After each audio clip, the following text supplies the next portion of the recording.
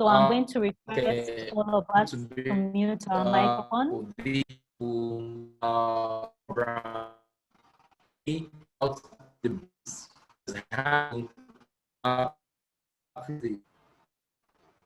So thank you, everyone. I am going to request all of us to mute our microphones because we're starting and we are now live. So everyone, you are very welcome. Kindly mute your microphone. Thank you so much. So good day to everyone. Good afternoon. It's been a rainy day here in Kampala, but all is well now. You are all very welcome to yet another webinar hosted by Crown Co, sponsored by Single Advocates, a premium commercial legal firm here in Uganda. So these webinars are really hosted, and the purpose behind them is to provide some insight and enlighten our listeners, those listening on Facebook and those on our webinar, to understand the different issues that we are grappling with in our society, whether it is in Uganda, and now for the issue that we are discussing today, not only in Uganda, but actually affecting the world as far as religious freedoms in the wake of COVID are concerned. Now with us is a seasoned panel of experts and internationally recognized religious freedom advocates from across the world who are going to enlighten us on this very intriguing topic. For now, I'm going to request our IT person to mute everyone else because there's some background that can come through. So what are we discussing today? We have a number of issues that are affecting religious liberty, and they're plaguing our country, Uganda, and the world around us. And the latest of which is the lockdown regulations that have been imposed on various economies following the outbreak of the COVID-19 pandemic, which was, I believe, declared a public health emergency about the 30th of January 2020 by the World Health Organization. Now, subsequent with the partial lift of the lockdown came specially crafted guidelines for faith-based organizations in different countries across the globe. So the issues we're discussing are not only affecting Uganda, but they're affecting all of us, whichever country you are. And what has been observed is these regulations have proved to be morally reprehensible and discriminatory towards faith institutions. Interestingly, however, there seems to be an invisible script being followed to draft and institutionalize the operation of such guidelines in the various countries with very little or no regard to the political, economic, social differences unique to each nation. Already this in itself has raised a concern amongst faith leaders and people of faith across the world who seem to concur that indeed there is a global attempt to muzzle the religious community, especially the church, under the guise of COVID-19.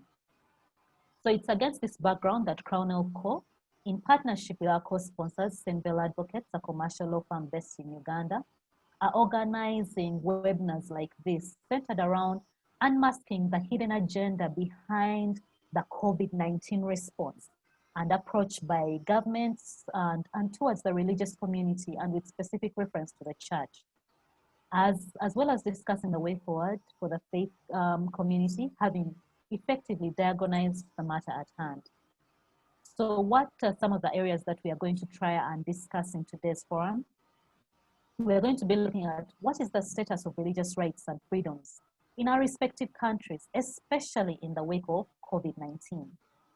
We also want to look at a synopsis of the COVID-19 response, especially towards the faith community vis-a-vis other sectors, while highlighting the operationalization of the COVID-19 religious manual and any other laws that have been passed to infringe on the freedom of worship.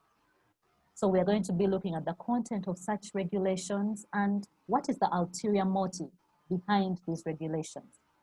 It's important for us to also discuss what efforts have been undertaken to address the disparity in the approach towards the faith community, while highlighting the role of the faith community in such times. So in other words, what is the way forward for the church? Should we sit back? Is there something that we can do? Do we even know what is happening? So overall, the intention of this webinar is to champion a discussion on the real underlying issues affecting the religious community, in the wake of the COVID-19 and its attendant regulations, while mapping out a practical way forward for faith-based organizations. So this is your platform. This is your platform for you, our viewers on Facebook, on the webinar, to speak up and not just sit back and let things happen. Speak up and be heard. And like I mentioned earlier at the beginning, today we have a special bouquet of panelists, and they are from across the world. We are looking at Uganda, Kenya, Tanzania, South Africa, UK, the USA. So it's really a wonderful bouquet that we have of specialists. And these include Ms. Andrea Williams, who is the Chief Executive Officer of Christian Concern UK. We have Mark Swain, who will be joining us, who is the Chief Executive Officer of Freedom of Religion South Africa. We have Professor Teddy Idiabeta, who is the founder, International Christian Lawyers Evangelism Network from Nigeria. We have Mrs. Wanja Wafula, who's a legal consultant from Limitless Fellowship Kenya. We also have Mr. Sean Nelson, who's a legal counsel for Global International Religious Freedom, ADF International from the USA. And our very own Ms. Tendo Ann, who's the policy advisor of Crown Co. Limited, Uganda. Thank you so much to this distinguished panel. And like I mentioned earlier, I am Joyce Katende, who is your host, and I'm the head strategic relations and training at Crown Co. Limited, who is co-hosting with Sinbel Advocates this wonderful webinar that is going to enlighten us on the, the implications of these church guidelines on our faith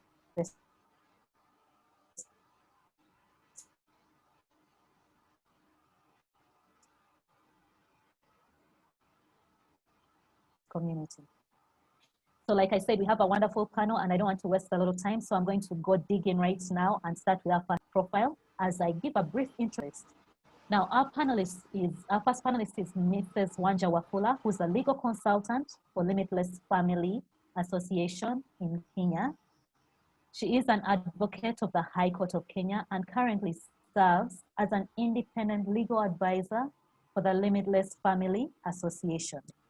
Before venturing into private practice in the advocacy space, Wanja worked at top-tier law firms in Nairobi, including Kaplan and Stratton Advocates and Walker Cantos Advocates.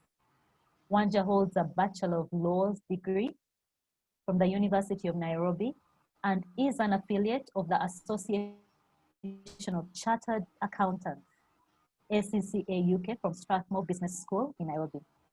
Wanja's advocacy work reflects her passion for helping the voiceless in our society. She has championed and participated in faith-based evangelism and community service programs in Nairobi's informal settlements, including Kanjemi and Kawangware settlement schemes. I hope I pronounced that right. She's based in Nairobi, Kenya, where she lives with her husband and 3 children. Wanja, you're very welcome. Could you say hello to our audience? Thank you very much for that introduction. Hello, everybody. As introduced, my name is Wanja Wafula, and I'm honored to be here and to participate in this. Thank you very much. Wanja, you're very welcome. And right off, I would like to ask you to give us a brief about, what is Limitless Family Association? What do they represent? Who are they? What do they do? What causes do they champion? Okay, so Limitless Family Association is a Christian movement actually, that is under Prophet Ronnie Kabwama, and the main goal or aim is to spread or promulgate the true gospel of Jesus Christ, the powerful gospel of Jesus Christ. And we operate under the umbrella of Zoe Fellowship of Uganda, that's headed by Prophet Elvis Mbonye. So that's who we are. We're all about the gospel, the true gospel of Jesus Christ. Okay, that's interesting because what you're saying is basically you are a Christian organization, but at the same time, you are coming here as a legal practitioner. Yes. So you have both the faith background and you are a legal practitioner. Yes. So I'll start off with my first question. The Constitution of Kenya, which is the supreme law, provides for the freedom of religion in public and private life, and specifically for the separation of church and state. So in your opinion, what would you say has been the record of religious freedom in Kenya up till now, until the COVID-19 period? Okay. So I'll start with the Constitution of Kenya. So we have the Bill of Rights, which is Chapter 4 of the Constitution of Kenya. So we have Article 27 that talks about the equality of freedom and freedom from discrimination, where you should not be discriminated against because of your belief, your culture, your religion. We have Article 32 of the Constitution, which talks about freedom of conscience, religion, belief, and opinion, where a person should not be compelled to act contrary to what they believe. And we have Article 36, which talks of the freedom of association, where every person has the right of freedom of association, which includes the right to form an association, and they should not be denied any registration of any association that they'd like to participate in. So Kenya is primarily Christian-based, and most families espouse Christian values, and so that's how many children have grown up. We'd say in the last couple of years, actually 2014 specifically, we had an incident of one of the pastors who was allegedly misleading his public and stage managing some of the events in his church. So what happened is the Attorney General passed a moratorium based on this and complaints that had been received from members of the public. So the Attorney General banned temporarily the registration of churches since that time. That was 2014. So since then, it has actually not been possible to register a church in Kenya. So we have seen Christians, their rights have been infringed in that you cannot register a church now. So if you want to operate as a church, you'd have to do it as a society or under license from one of the already registered churches. So this has also brought about issues of monopolies, because now we have the big churches that were there before that are issuing licenses of the smaller churches, and then they dictate what they will preach, what they will say, how they will conduct their services. So it has brought several issues because of the ban. And that is also unconstitutional because, like, as I had mentioned, Article 36 of the Bill of Rights of the Constitution says that registration should not be withheld or withdrawn unreasonably. So that's a blatant violation of the Constitution. Thank you, Angie. Now, if I'm getting this clearly, you're saying that, prior, maybe like a year or two ago, yes, the Constitution still, and is still the current law, it does provide freedom of worship, separation of church and state, but because of certain events that occurred, the state put out some kind of regulations that have started limiting and are now dictating, what kind of churches can be registered. So what I want to know from you, has this escalated because of, has there been any increase in this because of the COVID pandemic, or, it's still at that same level? About the registration of churches, sorry? Mm-hmm. Yes. Well, from the COVID, has COVID affected any of this? Because what I'm hearing from you is, yes, you have a supreme law that says there should be separation of church and state, but however, you've had regulations that have come out that are now regulating how these institutions should be run. So and this happened even before the COVID pandemic. And I want to know, has the COVID escalated this, or it's still at the same, nothing has changed?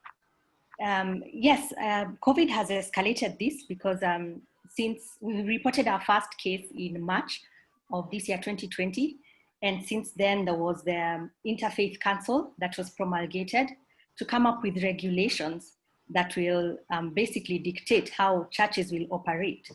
And actually, there were no church services being conducted during the initial phase of the rolling out of these regulations. So we have now the Interfaith Council. So would you like me to go through the guidelines? I'm glad you mentioned that. Yes, I want you to enlighten us a bit, just briefly, on the contents of these guidelines. I want to know your take on them and Okay. how they have impacted the faith community, especially the church. Okay. So they came up with 13 guidelines, which would include providing water and hand basins and detergents and sanitizers, the congregants to wear masks at all time. We have the 1.5 meter social distancing during the services. And initially you'd only have 100 people allowed to participate in any service or fellowship. Would have no children allowed, and there would be no Sunday school.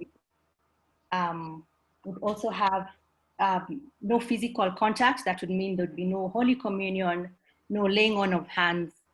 Would also have the thermal guns that would be used at points of entry. And the duration of worship was limited in the initial stage to only 1 hour every Sunday. So those are the main guidelines that were issued, and they were very unfair at the time because we would see markets full of people, thousands of people, they're not wearing their masks, but the churches were still not allowed to open and function. And even now, they've allowed them to open under the second phase of the rolling out of these guidelines. And we're still seeing, even 2 weeks ago, we have seen politicians having rallies with thousands of people, and the politicians themselves are also not wearing the masks, they're not social distancing. So we can see the discrimination of the Christian community because we have only a few people going to church, but we have the rest of the public running everything as normal. Which leads us to the question of, do you suspect that there's probably an ulterior motive to all this? Because if church is being regulated, but you're saying the marketplace in Kenya, people can do whatever they want, politicians are doing whatever they want. What are your thoughts on that? And the fact that the church has guidelines, but the other areas don't seem to have any guidelines? Okay. First of all, yes, I would say there is an ulterior motive because when these laws were being implemented, the government consulted the bodies. There was a 16-member panel that was set up, and 11 members were actually Christians. We had 3 Muslims and 2 Hindus. And yet the laws that they put in place were clearly not favoring the Christians. So it begs the question, who are they actually favoring? And these same councils, that's the National Council of Churches of Kenya, 11 members, and the Supreme Council of Kenya Muslims, that's 3 members, and Hindu Council of Kenya, 2 members. They were the same people who were consulted when they came up with the moratorium to ban the registration of churches. So if we have many Christian representatives in these bodies, and they're coming up with regulations that don't favor representatives, then we really need to, ask what is going on there and take action. My take on this is that, yeah. That's an interesting point, and I'll come back to you. Right now, I'm going to engage Professor Teddy from Nigeria, but it's an interesting observation that you have made, that an interreligious faith community came up with these guidelines, but the guidelines that were brought up don't seem to favor any of the members of this executive that apparently set up these guidelines. So it begs the question, was this just a rubber stamp meeting, or did they actually participate in this? But I want you to think about that. In that, right now, I'd like to invite Professor Teddy Idiabeta, who is the founder of International Christian Lawyers Evangelism Network, Nigeria. I'm hoping our IT person can put up his profile as I share a bit about his extensive work. Professor Teddy Idiabeta Esquire is the founder of Abrelis Research, which is an advanced business school of research and legal innovation studies online. And he is a barrister and solicitor of the Supreme Court of Nigeria. He is the principal consultant at Prof. Teddy Law Consult, a Nigerian law firm registered as a dispute resolution, practitioner research, and general legal service law firm. He is a transnational legal research and dispute resolution consultant. He has facilitated advanced academic and practitioner research for over 2 decades. That's like 20 years. He's also a capacity building consultant and international legal learning facilitator. Interestingly, as an undergraduate at the University of Benin, Edo State in Nigeria, he was honored as the most prolific writer in the faculty, while he was just a 200 level student, for demonstrating excellent skills in writing and publishing in the faculty, which made him win the admiration of his peers, seniors, and junior colleagues. He also founded a research group, the Young Legal Research Communication Corps, as a law student in his university, and has written over 20 and wrote over 20 unpublished academic and non articles as a student, and over 40 unpublished works bordering on interdisciplinary subjects. He is the inventor of MED, psycho-legal analytical trial and lawyering evangelism. That's a mouthful. MED, psycho-legal analytical trial and lawyering evangelism. His two research innovations that were first tested in resolving a transnational legal dispute in Dubai. There was one in Dubai in 2017 and one in 2018. He's Africa's first practitioner research professor on legal oath. Professor Teddy Idiabeta Esquire is a very popular social media influencer who gives talks and posts comments on both national and international issues affecting our society. He's a very patriotic Nigerian with 3 innovations to his credit. He has founded several journals designed to promote online interdisciplinary research within and outside Nigeria. Professor Teddy, you're very welcome. Could you say hello to our listeners? Professor Teddy, can you hear me?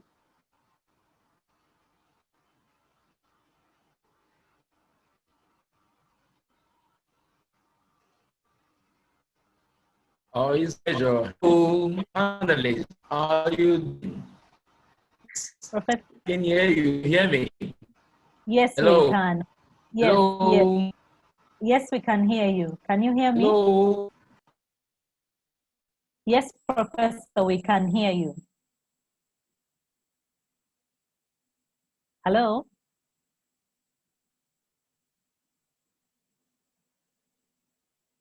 Professor Teddy, are you there? Can you hear me?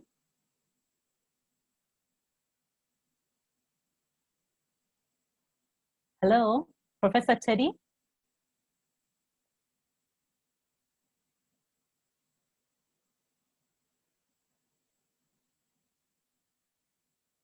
I think Professor Teddy is having a challenge right now.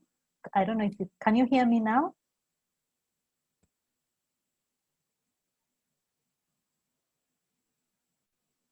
Professor Teddy, can you kindly unmute your microphone? So we're having a challenge with Professor Teddy. Yes, I can hear you now. Professor, can you hear me?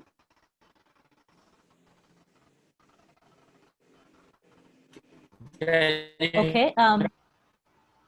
I'm going to request our IT person to. Now? Yes, I can hear you. Can you hear me? Yeah, I can hear you. Now? Yes, I can hear you. So I'm going to start right off. Now. Yes. My first question to you is, I would like you to tell us briefly. Yes, I can hear you. Professor, I would like you to share with us briefly about International Christian Lawyers Evangelism Network. We would want to know who they are and what it does and what causes they champion.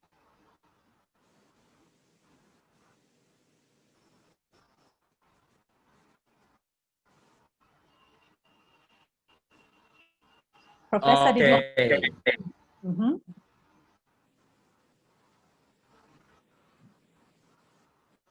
Okay. Can you I go on? Can you hear me? Yes, we can. Can you hear? We can hear you. Can you hear me? Yes, we can. Yes. Can you hear? Hello. Yes, we can hear you. Hear me? Okay, okay. The National Lawyerism Net. Okay. International Christian Lawyerism. Yeah. Yeah. The International Christians Evangelist Network is a network of lawyers that are into evangelism. As a matter of fact, it was actually conceptualized as a faith-based strategy of using law and ministry to the word of God. And Professor Teddy? Teddy? I I'm going to request. Say that there's actually so much. It is much work in order to law as a history, the word of God. Professor Teddy, I'm going to request our IT person to assist you because you're not very clear on our end. And while he engages with you, I'm going to quickly cross over to another panelist in the interim. Our IT person is going to try and assist you with your connection. Okay. So in the meantime, you'll engage with them. And in the meantime, I would like to introduce another panelist as we are waiting for Professor's network to get clear. And that is Miss Andrea Williams. So I'm going to request that her profile is put up for all of us.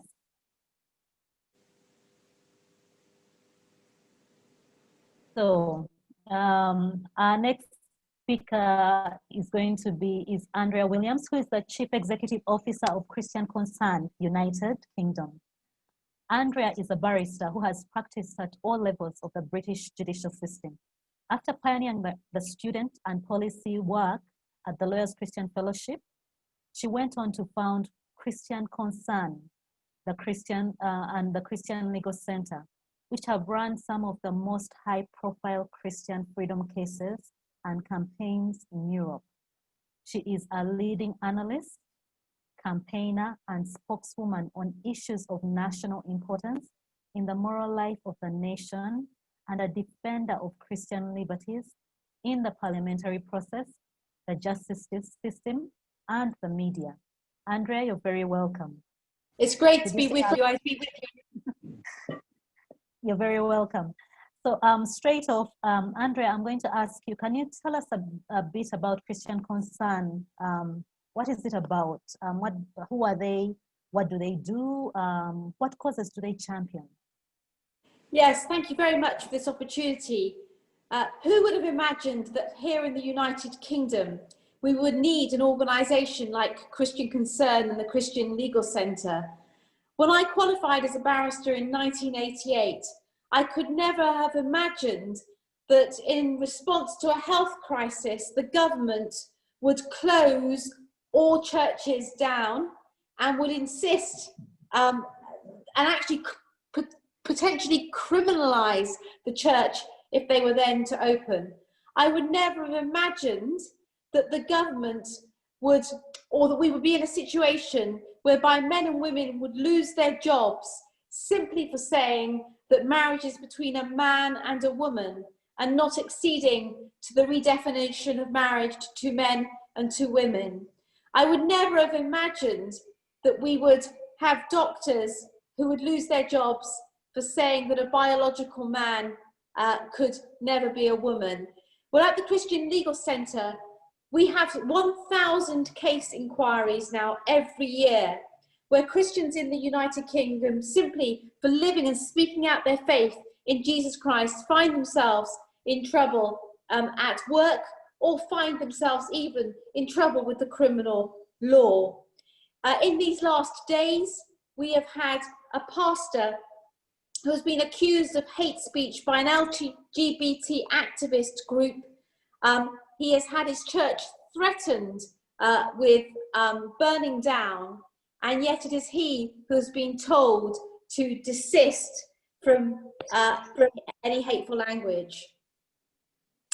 So the other thing that we do at Christian Concern and the Christian Legal Centre is that we lobby into Parliament with regard to the laws that are being passed pertaining to freedom of speech, freedom of expression, laws surrounding life, laws surrounding family, laws surrounding marriage. Very often framed in human rights language and equality diversity language. We then find that our very freedom to speak the gospel clearly is put at stake. And so I very much want to warn other nations, and certainly those in Africa, of what can happen when we don't hold to our Christian foundations. Because I think many people find it extraordinary to imagine that basic freedoms can be lost. And if they can be lost in the United Kingdom, then they can be lost anywhere in the world. So I hope that we act as a warning signal to the world of what it is that can happen. We have some 25 staff at the Christian Concern and the Christian Legal Centre. We are 5 full-time lawyers. We have a full-time media team speaking into public life, and also a policy team researching and speaking into Parliament. We also seek to educate the church, because we really believe that the church has to understand the times. We have to reach the pastors who can inform their congregations. So this is a snapshot into the world of our work. Thank you so much, Andrea. I love the passion that clearly comes out when you're speaking. And I love the fact that you have a legal background, but you're very passionate about the faith. So for those of us who think that maybe you might be a lawyer and you can't have the faith, you have shown us that, you know what, it's possible for the two to coexist. Now, you've talked about Christian Concern and how it provides legal support to Christians who are unashamed about Jesus and the truth that flows from him, while exposing secularism. You're promoting Christian freedoms to live for Christ and to profess him, as well as the freedom to speak of Jesus Christ and his pattern of life. So my question is to you, from the looks of things, it appears that Christian freedoms and the pattern of Jesus Christ, as you would say, seems to have been relegated by some nations and religious leaders to more, especially over the last couple of months, where the Christian religious freedoms seem to have been treated as a thing of non-essential value. What has been your experience in the UK? How are entities like yours reinforcing the place of God back in society amidst what seems to be a cunning attempt to eliminate him from the lives of people? Well, I think that very much what has happened around the COVID emergency legislation builds on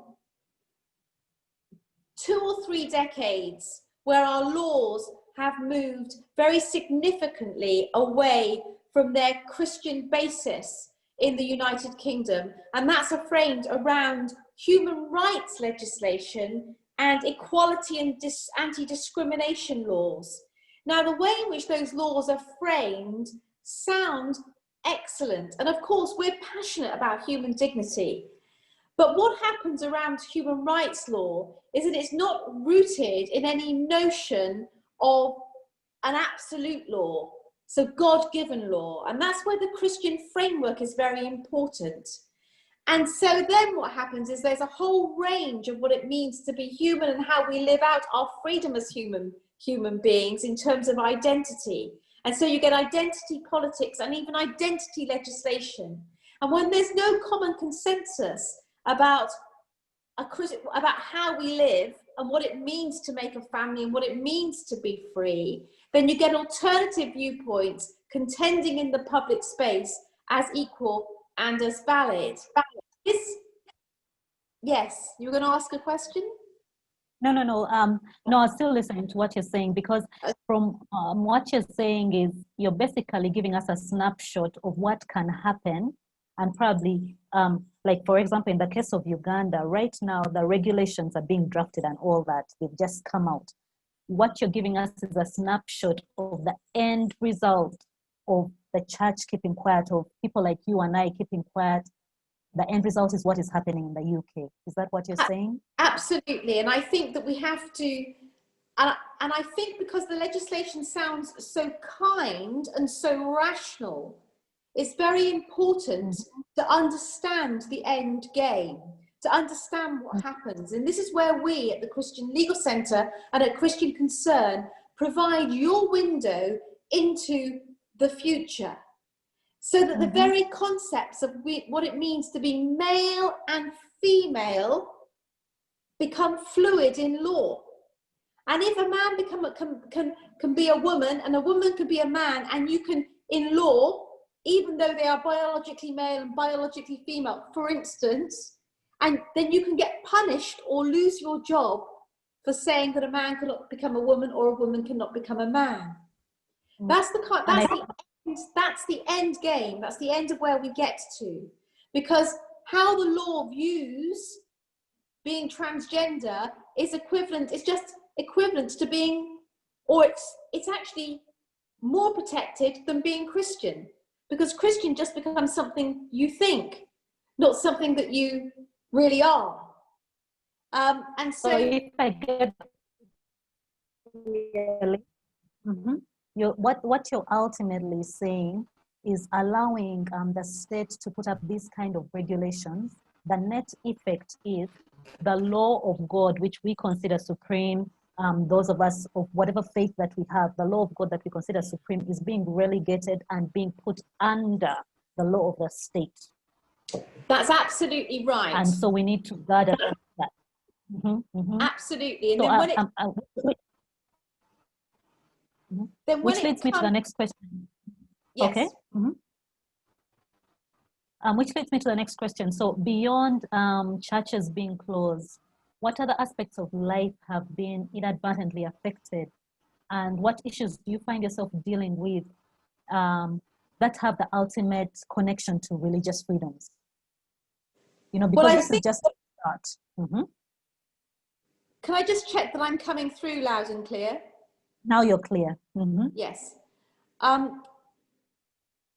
What we've had in terms of the church closing is, we were told by the government that the church is non-essential.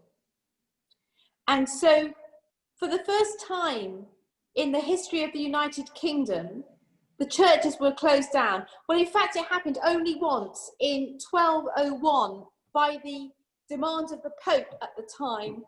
Churches were closed from, 1208 until 1214 in the United Kingdom. But so that was the only time in the whole of our history. We have had serious plagues, serious health pandemics, but never in our history has the church closed. The church has always been viewed as at the heart of public life, as an essential service. We allowed ourselves to be closed because the government views us as not significant to public life. We were in a position whereby supermarkets remained open, chemists remained open, off licenses that sold alcohol remained open, but the churches were closed. And I think that in a sense is an indictment on the church, that we were in that position at the start of the lockdown. And if we had opened, we would have been liable to criminal sanction. At the Christian Legal Centre, we brought a legal case to say that what the church provides is essential.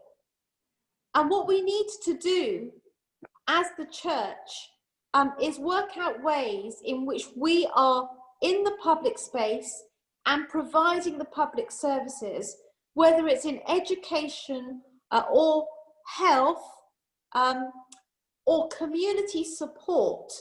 We need to be opening our doors, and within the context of health and safety, as it were, we mustn't be reckless, but we must be open and at the forefront of public life.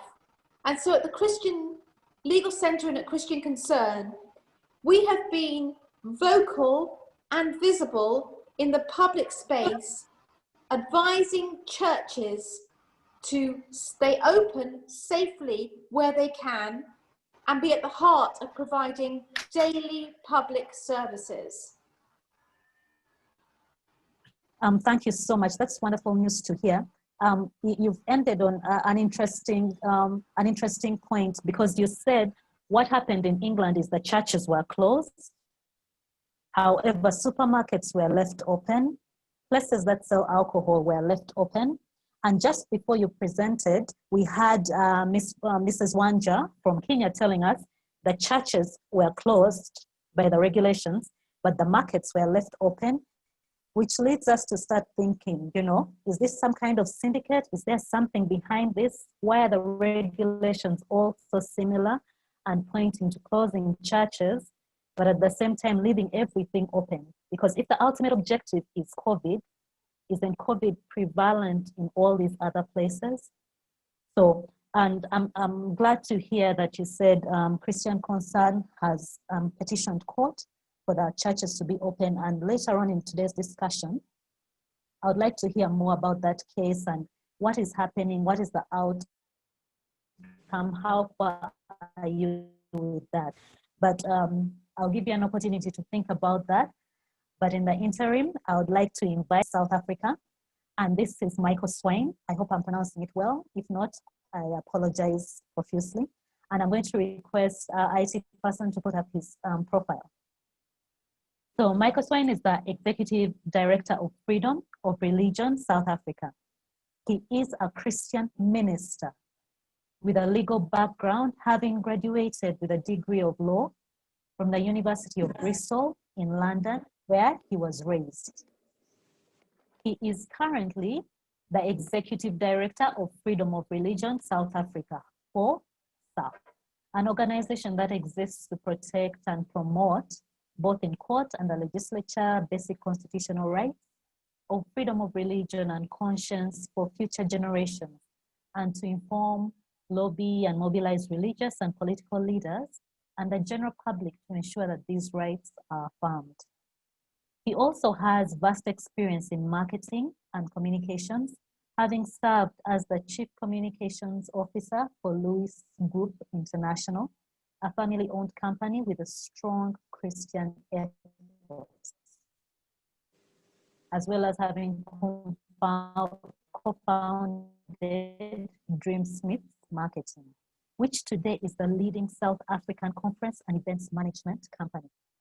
Michael is passionate about seeing the purpose of God fulfilled in and through him and his church in Cape Town, South Africa, and the rest of the world. His involvement in ministry exponentially intensified in 1995 when he was appointed as the Director of Administration, responsible for creating the legal and operational infrastructure for the movement, and later graduated to the Executive Vice President of his people churches and Bible schools in 11 nations, and represented them nationally and internationally. Together with his wife, they founded Trinity Software, which produced the first computer digital study Bible. Please join me welcoming Michael Swain, the Executive Director of Freedom of Religion, South Africa. Michael, you're very welcome. Can you say hello to our audience? Well, good afternoon, and thank you so much for inviting me, representing Freedom of Religion South Africa, known as 4SA, to this webinar. Really appreciate being with you, and thank you as well for all the other participants. Andrea particularly is a legend in our world, by the way. She was very much instrumental in helping us to set up freedom of religion in South Africa. And yeah, we owe her a great debt, as I'm sure to many others. Okay, thank you, Michael. Right from the start, I'm going to ask you to tell us a bit about 4SA. What is it about? Who are you? What do you do? What causes do you champion? We are a legal advocacy group, in as much as in South Africa, to give you the context, we have a constitution. And our constitution effectively is the highest law of our land. And so within that constitution, there are specific freedom of religion rights, section 15 in particular, plus other rights, the equality rights. We are a freedom of conscience, religion, belief, thought, opinion. That is all part of the equality right clause as well, along with gender and race and various other sexual orientation. These are equality rights. And of course, then we have a freedom of association, freedom of assembly rights. So we exist to protect and promote our freedom of religion rights within South Africa.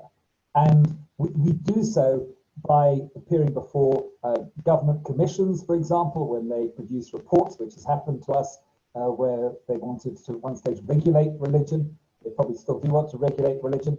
And we had to mobilize against that. We appear and often make submissions and actually create pro forma submissions to allow others to engage in democratic processes for various bills which we see coming through Parliament, which may be adverse to freedom of religion rights. And of course, we also intervene in court cases. So sometimes we are a principal party in a court case, and sometimes we come in as a friend of the court, and sometimes we provide legal advice for people who are defending similar actions. So we are a small team. I say that we are 4SA actually at the moment. We are 3SA. But there's myself as the executive director, and we also have a very, very gifted and brilliant advocate, the person of an advocate Nadine Badenhorst, and then we also have an attorney, and that is Daniela Ellerbeck. And so an attorney would be the equivalent of a barrister in the UK, and an advocate would be the equivalent of a barrister. Wow. And in addition to all this, you are a minister. So Yes. that leads me to my first question. So 4SA serves as a voice to government, to the parliament, Chapter 9 institutions, courts, and the media on issues which threaten to affect our constitutional rights, to religious freedom. How have you actively engaged along these fronts following the closing of churches? Well, we have built up over time very good relationships with major church groupings. And so what we did was we effectively, first of all, looked at what the regulations consisted of and the issues and the challenges that we saw. We were literally given, the regulations were published on the Saturday, and closing comments were, in fact, then on the Monday. And having done that, and having, of course, I think, as Andrea said, having recognized very quickly that the religious community, and we, by the way, represent all faiths, so we're not specifically representing Christian faiths, because in South Africa, all faiths are equally protected. But we are primarily actually representing Christian faith, and we are ourselves Christians. But that said, religion was not, and religious workers, religious organizations were not recognized as essential services. And again, this is unprecedented, because typically you find the church particularly at the forefront when there is a pandemic or a plague. It's been that way since ancient times. And yet, although others were recognized as essential services, the church was not. And that was initially the biggest thing that we contested.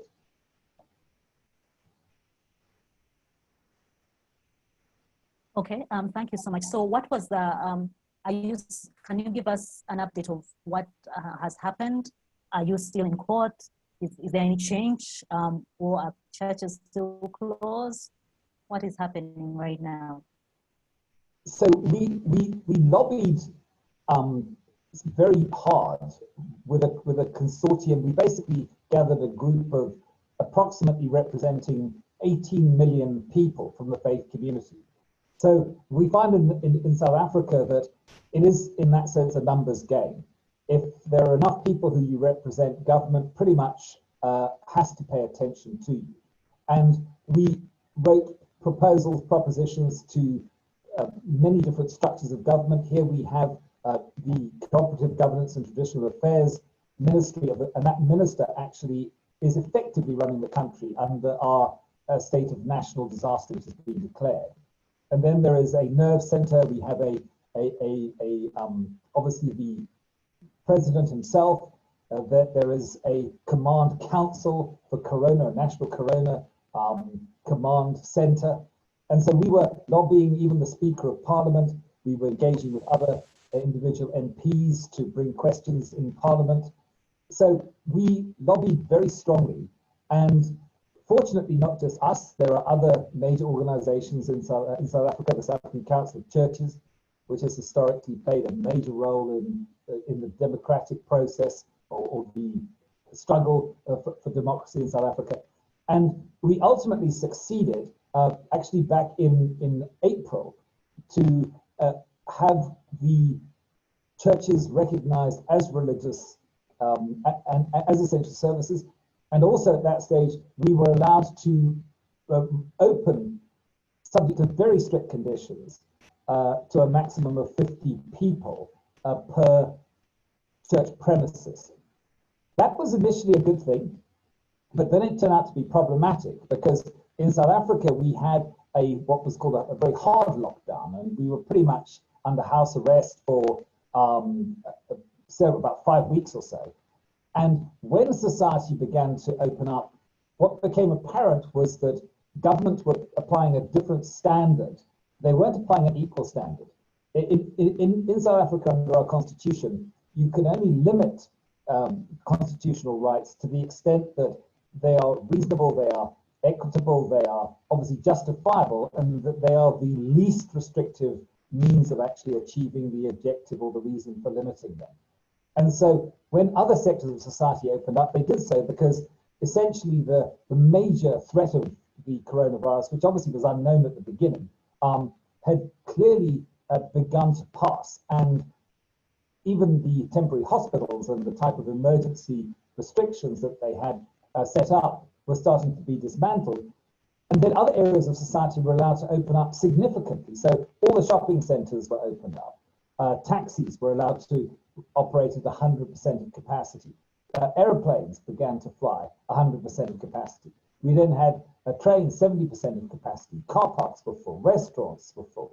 Shebeens, which is our sort of like, local bars. Even casinos were allowed to operate at 50%, and yet the church was, and I have to say still is, limited to a maximum of 50 people. Even driving a church is illegal, although there are drive-in cinemas that are operating where literally, up to 800 or 1,000 people will watch a movie, and yet you cannot have more than 50 people in the church car park listening to a message. So we did see very much an unequal scale, and we have been lobbying very strongly with others to actually have that redressed. And I believe we are actually on the cusp of succeeding in our efforts. Last week, the week before last, we and others were invited to an interfaith meeting with the president, and there was a very strong message given to him. And perhaps there is a sensitivity politically, and often these things play in together, because the government has been, I think, certainly members of the ruling party have been very much complicit in some widespread and quite reprehensible corruption in terms of some of the contracts for personal protection equipment and so on and so forth. And so they're reeling because next year there is an election, and they basically need the support of the religious community, or at least they don't need the active opposition. And so that, I think, has maybe opened a gap for us. But we were able, and Advocate Nadine Badenholz participated in the meeting last couple of weeks ago now, 10 days ago, where there was pretty much a demand that the religious sector be allowed to reopen. Up to that point, we'd had numbers of meetings, or a few meetings with our constituency, and some of them were obviously very happy with the negotiations, and we've been running a concurrent media campaign as well, but hesitant to litigate. There have been about 140 cases of litigation against government. They've basically resolved, I think, about 90 so far. But the problem with litigation is it just takes too long. So litigation really is only valuable here to the extent that you're sort of rattling your saber. And often those who've rattled their sabers have actually got what they wanted from government. So that was an option. We were actually drafting papers when the invitation to speak to the president came. And the other resort is, of course, some form of peaceful civil protest, where, as has happened in the US and certain churches, the churches have just decided that they are going to reopen and that they will rather listen to God or fear God rather than obey Caesar. So that was all in the mix, but what we hope will happen, because the president then issued a very positive statement, is that possibly even today, even this evening, the president is going to be making an announcement and the lockdown level will ease down to lockdown level 1, which is the lowest lockdown level. And we are certainly expecting that 50% of floor space will then become the standard rather than a maximum of 50 people. And that will make a huge difference. Effectively, once that happens, the church has been allowed to reopen. So it's been a big struggle. It's been, I think, a struggle which has actually, in a sense, helped to unify the religious sector. And it has certainly been one where I think we have seen the value of getting significant groups of people and making sure that we as 4SA, which is a big breakthrough for us in that sense, actually have a seat at the table recognized by government, because that is something which, again, we believe will also put us in very good stead going forward when we negotiate on the multiple other freedom of religion issues that we face in this country. Wow. Thank you for sharing all that. That's a lot of information for us to take on. It's interesting. You joined us a little later in this conversation, but it's interesting that when you're sharing the experiences in South Africa, they seem to mirror what happened in Kenya that has been shared with us, what has happened in the UK, the fact that churches were closed, were not considered essential services, and yet you'll find bars open. You mentioned casinos, restaurants. And from what you've shared, you said that in the regulations in South Africa, they said for churches, you can have a maximum of 50 people, but then for the others, you can be at 100% capacity. Restaurants, bars, casinos, you even have drive-in cinemas with over 800 people. And it's for those of us who are listening, sometimes when you hear something like this, you're hearing it in one jurisdiction, then you're hearing it in another jurisdiction, then you're hearing it in another jurisdiction. It starts to make you think that, is there something that we are not seeing? Is there some kind of syndicate? Is there something that is being orchestrated behind the scenes? Actually, that is the real motivation behind this. And it's interesting that you've shared all this with us, not having heard what our previous presenters shared. Now, I want to know, in your opinion, from what you've said litigation takes too long. There have been some civil protests maybe in the US, and now you've actually had to go to the president and meet with him and issue a strong statement, and hopefully this evening you'll get some kind of positive feedback. I want to know, in your opinion, do you feel that the church is at crossroads? It's like in terms of, what if you don't get the kind of response that you're hoping to get, like say this evening or in the next couple of days? Do you feel that the church is on a brink of a revolution, considering that many governments, just like South Africa, seem not to be giving priority treatment to the fundamental and God-given right to freedom of worship? Yes, I think that in South Africa, we probably have quite an advantaged position, simply because so many of our people are people of the Christian faith. The census consistently shows that close to 80% of the people in this country will put up their hand and declare Christianity to be their faith. So government knows that they can't be too strong-arming when it comes to pushing the church around. And the church has actually been very cooperative under this current corona crisis. They have played a critical role of helping and supporting the efforts of government. They have done everything, as I'm sure has happened in other countries, from looking after people, feeding people, housing people. They have really come to the party in that sense. I think that government at this stage will probably be keenly aware, and I certainly think that I can speak for the sentiment that we picked up in our meeting shortly before the president actually said, yes, he would meet with us and we were able to present.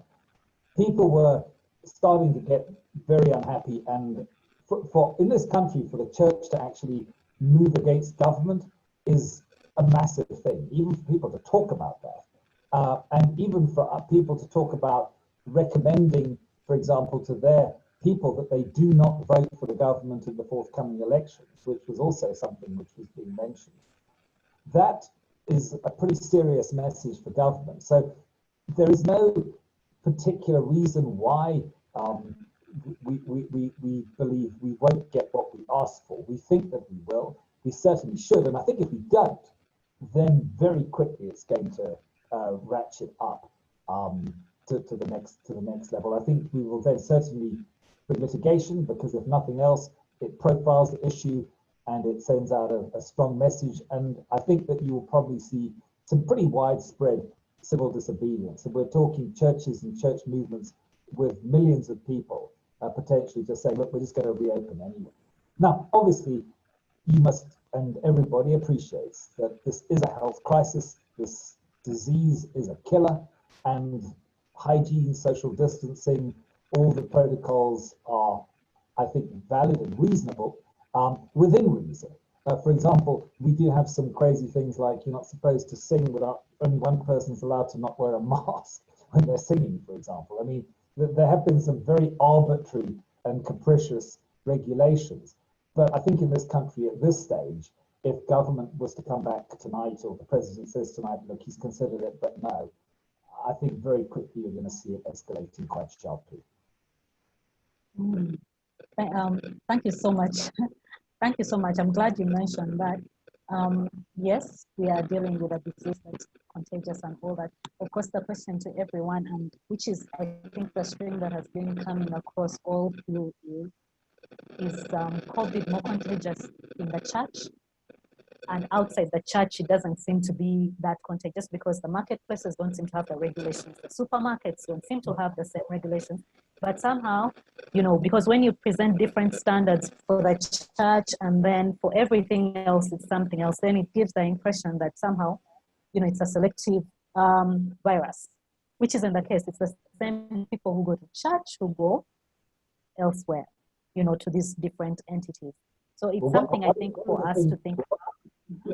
One of the things we had to contest was, of course, the first reports, which I think could well have been deliberate, coming out of South Korea, which turns out to be pretty baseless, was the fact that churches are super spreaders.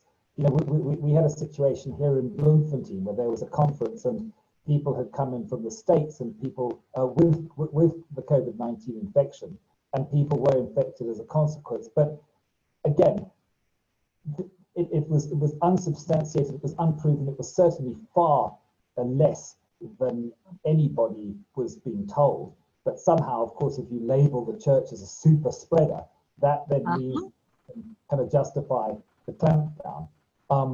And so we've had to be contesting that, and we've contested it factually, and we've contested it. And also, the other thing we've also contested is the perhaps over-exaggeration that we've had in this country of this disease and its threat. And it's very concerning when, you know, cabinet ministers and our sort of head of our government are comparing at this stage corona or COVID-19 with the Spanish flu. This is nowhere near the Spanish flu. The Spanish flu killed 25 million people in a far, you know, less conjoined world with a far smaller population within the first 6 months.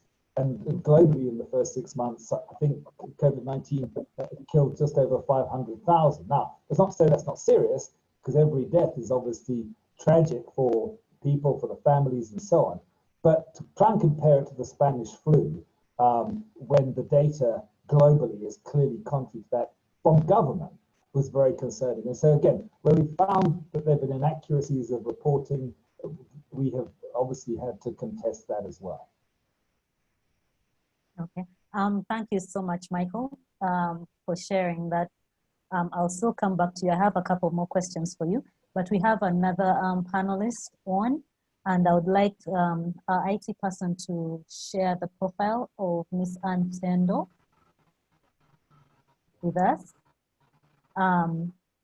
Now, Anne Tendo is the head public relations and public policy advisor at Crownell Corp Limited. And like I mentioned earlier at the beginning of this webinar, Crownell Corp is sponsoring this webinar along with Sindel Advocates, which is a prominent law firm within Uganda. So Anne is a passionate lawyer with great leadership and communication skills, as are going to be displayed today. She's a prolific writer with extensive experience as a writer and editor, accumulated from her time at Solutions Africa, Baroque Publishers, Refugee Law Project, and as an editor for the Makerere Law Journal. She is an engaging trainer and a passionate speaker.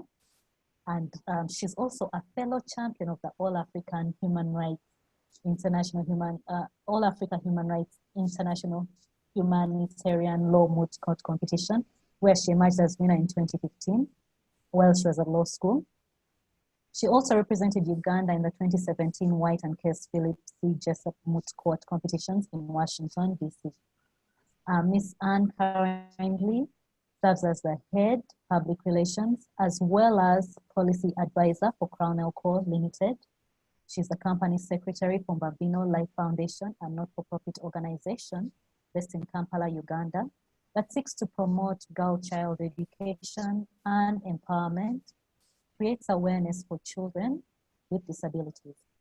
She also serves as a member of the advisory committee of Network for Public Interest Lawyers, where she provides consultancy and advisory services to the Secretariat. Please join me welcoming Ms. Anne Tendo, Head PR and Public Policy Advisor at Crownell Corp. And could you say hello to our listeners? Hello, everyone. Thank you very much, Joyce. I'm happy to be here. And I hope I'll learn. So, Anne, you're very welcome. And before we start, like I've asked everyone else, I want you to tell us about Crownell Corp. Who is Crownell Corp? What do they do? And what causes do they champion? I know one of which is this webinar. I want to know what's the thought process behind conducting such webinars. Could you please share with us? Crownell Corp is a legal consultancy based in Uganda, though we envision it to be an international legal consultancy. And at the moment, we are championing freedom of religion, freedom of expression, freedom of assembly and association. That is basically where our campus is based at the moment. We have been able to build partnerships with various actors, and we are currently advocating for some of these rights in Uganda and elsewhere. We have been able to help various people whose rights in this area have been violated or breached either by individuals or by the state to have access to justice. And at the moment, that is where we are basing our energies. And that is why we're having a webinar such as this one. But we've had various webinars as well on different aspects, which may not necessarily be on these freedoms that I've listed, but they touch other rights. All in all, we know that a lot has been going on during this time, and we are choosing not to be silent at such a time as this when we want certain issues to be addressed. Thank you. Thank you, Anne. Thank you for giving us a sneak peek into Crownell Corp. Now, you've heard from the different speakers, from different panelists from literally across the world. We've heard from, the UK, we've heard from South Africa, we've heard even from our neighbors, Kenya, here from Nigeria and the US. Now, Uganda finds itself in an interesting but unique situation amongst the sizable number of nations in the world, including those that are represented here. From the perspective of the people of faith, like during Amin's time to the infamous religious policy, I think it was about 6 years ago, to now a unique set of, 3 copies of religious sector guidelines, all intended to regulate the faith community, and in particular, the Christian Pentecostal movement. Is there a story behind the story being fed to the populace? What do you think? Thank you very much, Joyce. I do believe that there's a story behind the actual story that is being fed to the general population. You have given a background of how we have had religious oppression in Uganda, starting from the time of dictatorship, the Amin regime, where freedom of religion was oppressed in ways that people actually had to worship from underground. And I think the best depiction of that we have at the moment is China. But now bringing it back to where we are right now, the government under the Ministry of Health and in conjunction with the Interreligious Council has developed what we call standard operating procedures for places of worship as a precondition for them to be reopened. They are putting in place certain measures which have been, dressed in kind language, like Andrea also says is happening in the UK. They look good on the outside. They look like they are trying to protect people, and because the state has a responsibility to protect people's lives in such a time as this one. But what is actually happening is the fact that they're creating what I would say is like a licensing kind of notion, whereby before places of worship can actually be opened up, they have to undergo licensing. And these standard operating procedures state clearly that if places of worship do not obtain these licenses, then they will not be permitted to reopen after or during this season that we are in, where the lockdown is being phased out slowly. You will find that they have developed specific guidelines, and number one is the fact that different religious leaders have to be trained before places of worship can be reopened, which I find really amusing, because there has been little or no regard at all for that, for people's beliefs in healing, in God's power to heal. And speaking as a Christian, on my end, it's like people are believing in a God who is powerless. I am really disappointed in the fact that we have people who are claiming to be leaders of Christians on the Interreligious Council, and they're coming up with guidelines that are actually stating that people should be taught about the disease in the place of worship. Before anything happens, people should be told to do certain things that are as if, glorifying the disease rather than, upholding the banner of God in the places of worship. So according to me, I believe that there's a story behind the story, because initially we had the religious faith organizations policy and an act that the government was planning to release.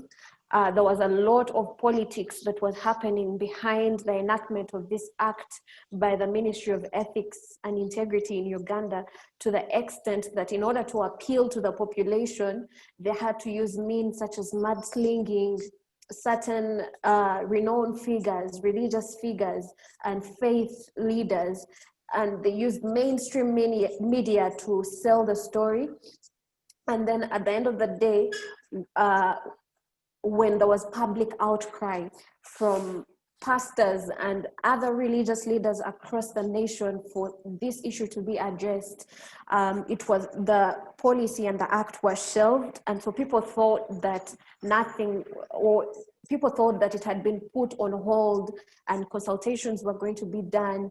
But then when the pandemic began, it was repackaged in form of the standard operating procedures. And now they want to bring it back in this form, to the extent that we cannot worship unless we do what the government tells us to do, unless we do or adhere to how they want us to worship. So it is my opinion that honestly, there's something behind the story that is being told to people in Uganda and world over. Thank you. Thank you, and thank you for sharing your opinion on that. If I can get it correctly, you're saying that there seems to be, for lack of a better word, the story behind the story. You're saying right from the start, there's been a direct ploy to regulate the faith community, and that the COVID-19 is just an avenue, that an opportunity that has been used to just revisit and bring back the same regulations of the church. I want to know, having heard what is happening in all these other jurisdictions, do we really need guidelines to regulate how we worship? Whether or not a nation is in crisis. I believe we do not need guidelines, because when you look at things like freedom of conscience of a person, it is very, very difficult to regulate something like that. I might wake up tomorrow and my conscience is telling me that the right thing for me to worship is a tree, but there are people who have been worshiping trees for a very long time, and they may want me to worship the tree in the way they have been doing it, yet my conscience is telling me that I should worship the tree in a different way. So similarly, I feel like religions are something that are difficult to regulate. Fine, on the national and international legal scape, we have laws that provide for the freedom of religion, and there are limitations through which the religion can be regulated. But you'll find that the regulations have to be proportionate, and they should not, and I've been looking at decisions from the European Court on Human Rights, and they're saying that above all, the freedom of individuals to self-determination should be upheld above some of the practices that states want to bring in, such as trying to limit these rights in a disproportionate way, or trying to dictate for people how they ought to exercise their freedom of conscience, their freedom of association, as far as association to religious bodies is concerned. So at the end of the day, you find that the regulations that are being proposed are extremely disproportionate, and they're infringing upon some of these rights in ways that you can never imagine. And so, in my view, it's a very difficult area to be regulated, and maybe we do not need regulations on top of what the constitutions and the international laws that we have in place already state. So you're basically saying we already have laws that govern how we conduct ourselves. We have our constitutions, each country has theirs. So why the need for these extra regulations for the church, whether we are in crisis or not? Which leads me to the next question, is the Interreligious Council of Uganda, which is a representative of the global syndicate of the interfaith organizations spearheaded by the Pope, has always played a central role in proposing guidelines to regulate faith, especially the church, which often seem to be adopted by the government. Why and where does it draw its mandate to regulate faith? Pardon? Hello, can you hear me? Yes, I can hear you now. Okay, I was saying there's a question that came in that the Interreligious Council of Uganda, which is a representative of the Global Syndicate on Interfaith Organizations, which is spearheaded by the Pope, has always played a central role in proposing guidelines to regulate faith, especially the church, which often seem to be adopted by the government. I'm wondering where does it draw its mandate to regulate faith? Because from what we've been discussing already, you're saying we already have a constitution. We already have, whether it's the Bible that regulates us. So where does, this interreligious council draw its mandate to regulate this faith? What I can say from my research is the fact that the Interreligious Council is just an organization that was registered under the laws of Uganda as, as a not-for-profit organization. However, if you look at the manner in which it has been operating and the manner in which government has been engaging it, it seems to operate as if it is a body that has been instituted by law, yet it is not one. And then secondly, it seems to be operating as if it encompasses all religions and faith-based places of worship, yet it actually does not. And so I can say for certain, we do not know where it derives its mandate from. Maybe some of its operations are illegal in a sense, because they are infringing on people's rights, especially the freedom of association, because different Ugandans have freedom to associate with the Interreligious Council or not to associate with it. Unfortunately, it's in consultation with the government, and whatever it says is what the government chooses to go with, to the extent that it has drafted standard operating procedures. If you look in on it, they seem to say that they're trying to promote unity across religions, but you look at it and see that there's actually no unity within the organization itself, to the extent that they propose standard operating procedures, but different religious leaders under that umbrella have different operating procedures that they have come up with to apply to the different religions that they represent. I don't know if it is a case of everyone wanting to be seen to do something, or a case of wanting to obtain money from the government, because people have a lot of things going on, and they want to have a full-blown training across the country. There's a lot of money at stake, a lot of mobilization being done. People are graduating in COVID-19, understanding COVID-19, and getting certificates so that they can reopen places of worship, which is really ridiculous. So I can say for certain, I do not understand where they get the mandate from to train in COVID-19, because they're not even health practitioners. And some of the things that they're proposing are really discriminatory, such as the proposal to have children and elderly people left out from places of worship in case they get reopened, because children, and there's no rationale that is being given as to why they're being left out. Yet they have a right to practice their religion. They have a right to manifest their religion. Maybe they might argue that elderly people are easily prone to the disease. But then there's nothing, there's no backing that they're giving as to why they're giving all these guidelines as to why children are not being allowed. And then you find that they provide for things such as while giving announcements, you ought to give room for government procedure to be announced in church. You have to give room for people to be enlightened about COVID-19 during a church service, during a service where people have come for healing. You're telling them that this is what you ought to be doing. This is what ought to be done. It's really discriminatory in a way. And maybe just to add on to what the other panelists were saying, you'll find that even in Uganda, different places have been opened, different public spaces have been opened. You find that we have arcades, we have malls, they're all open right now. But then places of worship are not yet open. The proposal is for them to be open to a scale of only 70 worshippers per session. And yet we have gatherings that can even go up to about 10,000 in Uganda per sitting.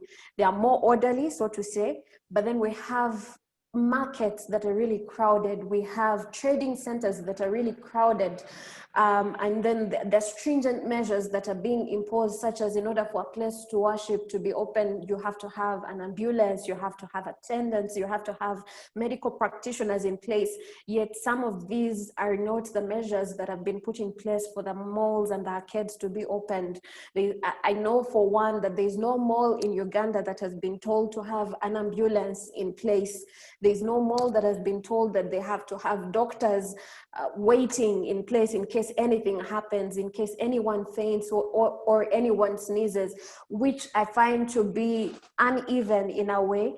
So the things that are being proposed by the Interreligious Council are in a way discriminatory, they're irrational, they violate certain human rights, I believe, and honestly, I do not understand where they get their mandate from, or where they get the basis to advise the government on religious issues that cut across different Ugandans in a manner as if everyone ascribes to them. Thank you so much, Anne. You've really ended on, an interesting point, and I think has brought to light some issues that many of us hadn't considered. The fact that the interreligious organization is actually not a government entity. that it's actually setting up rules and regulations that are governing everyone, and yet it's actually not a government entity, and it's being given all, it's merely an NGO that is putting out, all these regulations, and everything is being taken wholesale as though, what, this is a government entity and this is what government is proposing, and government is taking it on. I think it's important for our listeners to hear that and know that just because the interfaith organization has put up these guidelines, yes, government is accepting them, they are not representative of everyone. And you're allowed to speak, and now is the time to speak and not be quiet. I thought that was very interesting for our members to know, and also sharing the experience of what is happening in Uganda. The fact that, like I said, there's a common thread that seems to be going around. There are specific guidelines for the churches, but everywhere else, everything is okay. So it's like this COVID is very selective. So that means you can get COVID in church, but you can't get it in a marketplace, which really isn't the case. So that means someone needs to be thinking beyond what we are seeing and see, is there a motive behind all this? And now I would like to invite our next panelist, who's just joined us all the way from the USA. And I'm going to request our IT person to put up his profile for the rest of us to see. It's a very impressive profile. Sean Nelson, you are very welcome. He's a legal counsel for Global Religious Freedom Alliance, Defending Freedom International from the USA. Sean serves as the legal counsel where he advocates on behalf of Christians and other religious minorities being persecuted for their faith around the world. In this role, he supports ADF's International Allied Lawyers Network, who represent clients whose freedoms of religion is suppressed. It's based in Washington, and he engages with the US State Department, the US Congress, US States Commission on International Religious Freedom, and various other institutions and organizations to coordinate efforts to promote religious freedom worldwide. Now, prior to joining ADF International, Nelson was an associate attorney at Jenner and Block LLP in LA, California, where he focused on complex commercial litigation and government investigation. He earned his JD at Harvard Law School, where he worked as a research assistant, helping to develop arguments for robust religious freedom protections in pluralistic societies. He also received an MA in English from the University of California, Irvine, and BA in English and Art History from the University of South California. Nelson is admitted to the State Bar of California. Nelson, you are very welcome all the way from the USA. Can you say hello to our listeners, please?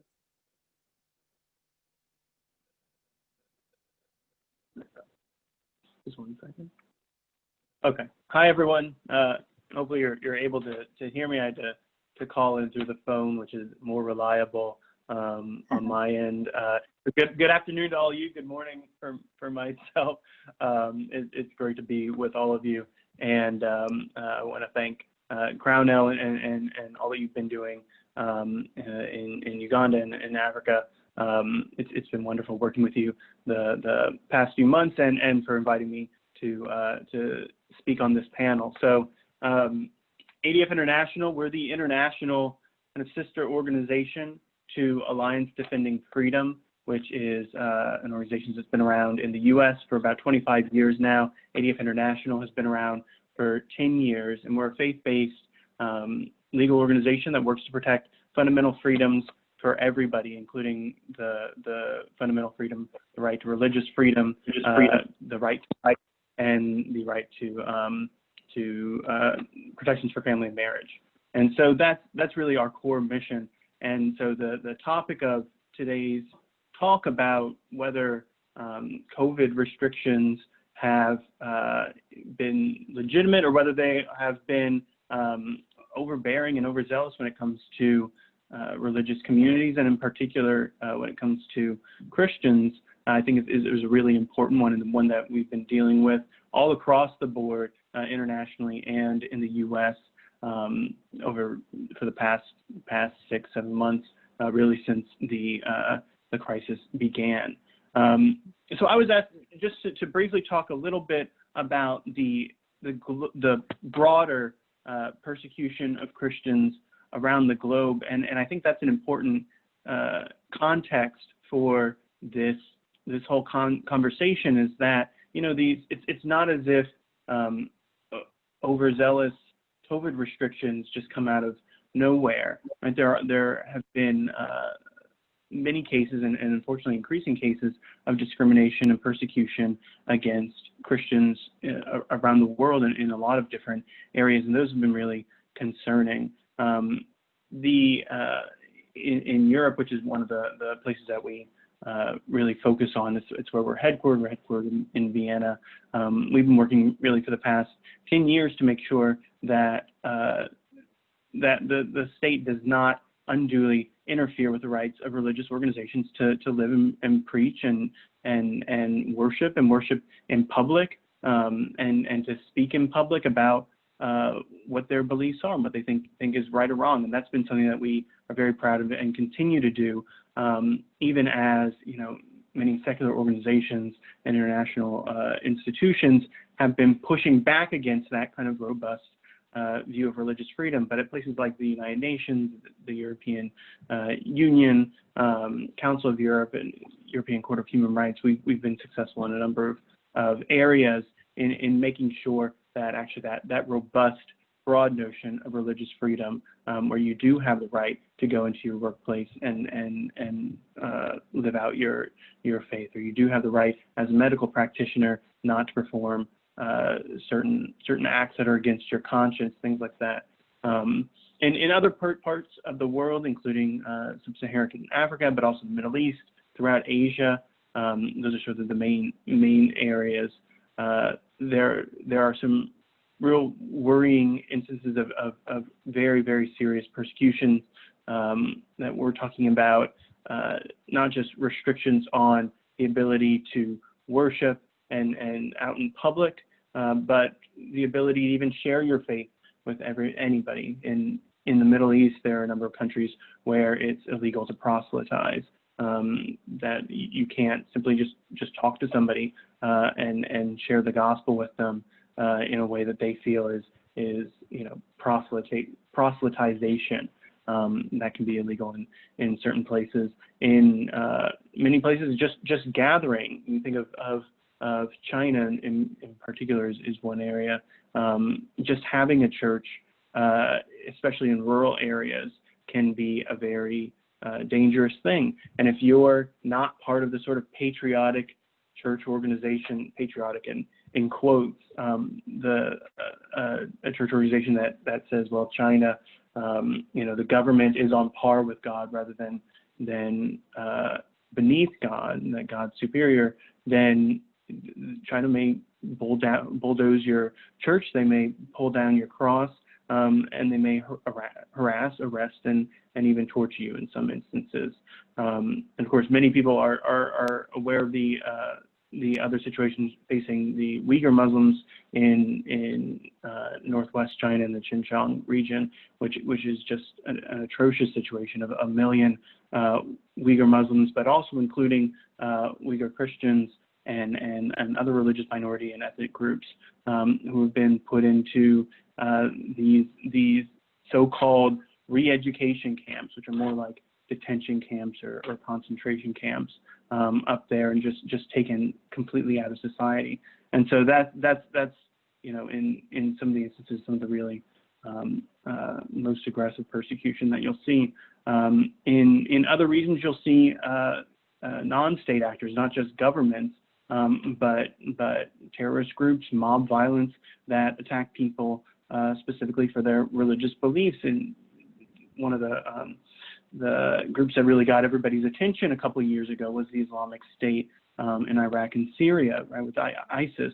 And it took far too long for people to respond to what was happening there, that they were wanting to, you know, establish their caliphate, that they were wanting to just eliminate Christians, Yazidis, anybody who stood in the way of their extreme vision. And unfortunately, we see that same kind of ideology growing, particularly throughout North Africa and Sub-Saharan Africa and West Africa. One of the regions I work a lot on is Nigeria, and with both Boko Haram, IS West Africa, and these sort of armed groups that are associated with the Fulani. These are really big concerns where you have Christians being slaughtered by the thousands each year, and that's been going on for many years. And unfortunately, because it's Christians who are being killed, the international community, for some reason, feels as if they can't speak up fully about it, that they don't want to be seen as protecting Christians or promoting a particular Christian viewpoint, that's somehow politically incorrect or wrong or would cause backlash or things like this. But instead, you're just leaving people out there on the killing fields. It's really a very strange and disturbing dynamic. And so that's something that we see a lot. We have seen throughout Africa kind of greater attempts at restricting religious freedom and the freedom to worship publicly, the freedom to act on your beliefs, and especially the independence of religious and faith-based organizations. And I'm sure other panelists were able to speak about that. I unfortunately could only just join right around 8 o'clock this morning. But in Uganda, as has been stated probably by everybody here, right? We are seeing with the religious and faith organization policy an attempt to really kind of clamp down and restrict what religious organizations are able to do to make sure that that pastors go through this particular kind of training session that, of course, is going to be run by the government, that the government is going to license, that they're going to make sure that the pastor doesn't say anything that the government doesn't want to do. Well, we hear that all the time from many different governments that, oh, this is just about protecting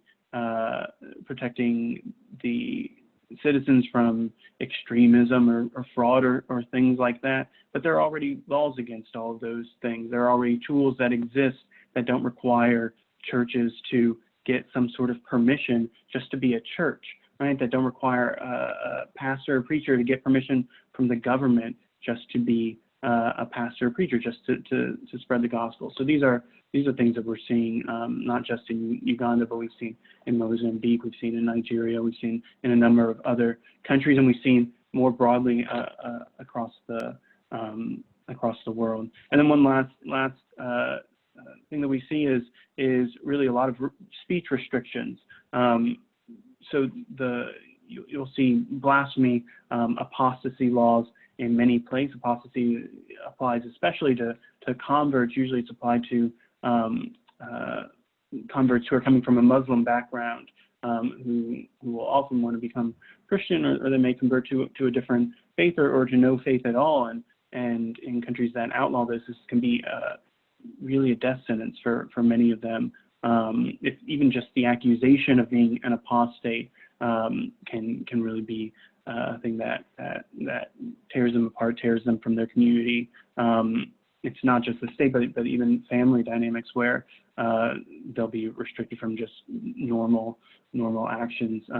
Blasphemy laws are in, I think it's now about 73 countries or so around the world have some form of blasphemy law where if you say, again, it's where they're enforced, although it's worrying to have these laws even where they're not enforced, but the areas where they're usually enforced are, again, Muslim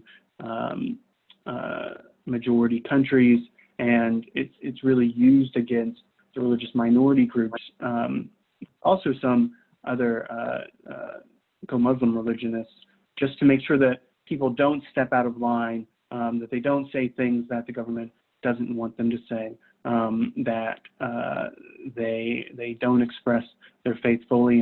In Iran, just saying, Jesus is Lord is enough to be blasphemous in that country. And unfortunately, we've seen some places have removed their blasphemy restrictions, which has been a good thing. Sudan most recently has removed those, and I think there's been a lot of progress on the religious freedom front for Sudan, although there are some worrying things towards the border South Sudan in terms of some continued violence and tensions there. But in countries like Indonesia, they've tightened up and expanded their blasphemy restrictions and to just a whole host of things that don't even sound like what you might even think of with blasphemy. Just criticizing somebody in authority in a way could be seen as blasphemous.